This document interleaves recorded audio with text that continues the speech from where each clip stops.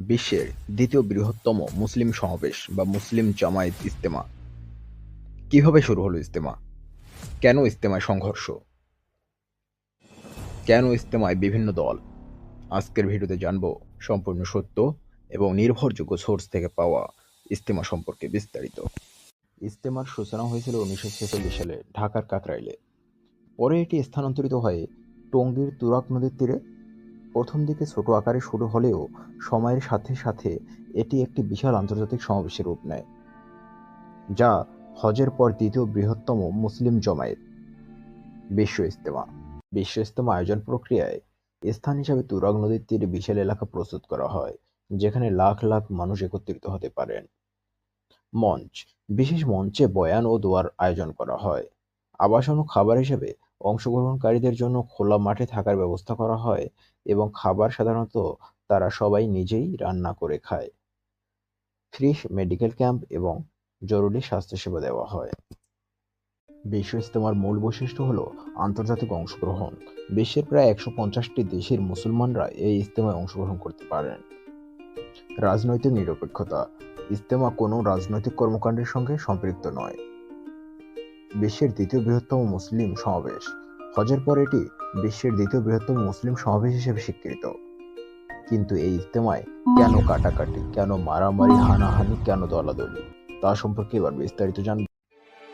বিশ্ব ইজতেমার ক্ষেত্রে মাওলানা জুবায়ের ও মাওলানা সাদ কান্ধলভি অনুসারীদের মধ্যে সংঘর্ষের শুরু মূলত তাবলিগ জামাতের নেতৃত্ব নিয়ে মতভেদ থেকে।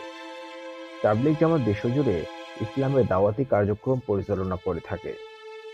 তবে 2015 সাল থেকে এই সংগঠনটি নেতৃত্ব নিয়ে বিভক্ত হয়ে পড়ে, যা বাংলাদেশে বিশ্ব ইজতেমার আয়োজনে বিরোধ সৃষ্টি করে। এ সম্পর্কে বিস্তারিত আরো জানব। সংঘর্ষের কারণ প্রধানত তিনটি। প্রথমত, নেতৃত্ব নিয়ে দ্বন্দ্ব। দ্বিতীয়ত, বিতর্কিত বক্তব্য। তৃতীয়ত, আন্তর্জাতিক রাজনীতি। নেতৃত্ব নিয়ে দ্বন্দ্ব। তাবলিগ জামাতের প্রতিষ্ঠাতা মাওলানা ইলিয়াসের বংশধর মাওলানা সাদ কান্ধলভি বিশ্ব তাবলিগ জামাতের আমির হিসেবে নিজেকে প্রতিষ্ঠিত করেন। মাওলানা জুবায়ের ছিলেন বাংলাদেশের তাবলিগ জামাতের অন্যতম নেতা এবং মাওলানা সাদের বিরোধী। মাওলানা জুবায়ের অনুসারীরা বিশ্বাস করতেন যে মাওলানা সাদ কিছু বিতর্কিত বক্তব্য দিয়েছেন।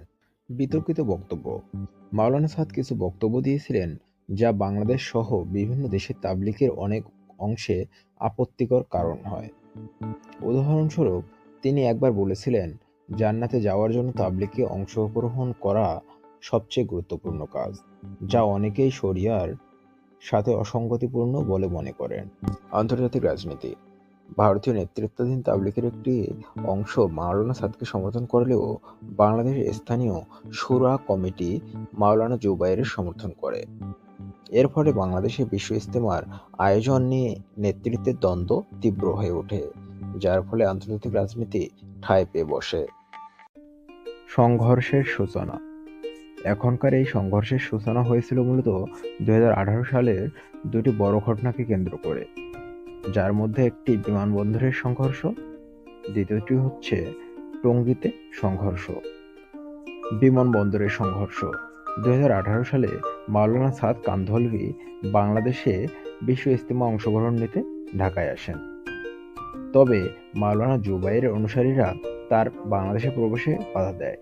এ সময় ঢাকা বিমানবন্দরে দুই পক্ষের মধ্যে সংঘর্ষ হয়, যা পুলিশের হস্তক্ষেপে সাময়িকভাবে নিয়ন্ত্রণে আসে। দ্বিতীয়ত, টঙ্গীতে সরাসরি সংঘর্ষ।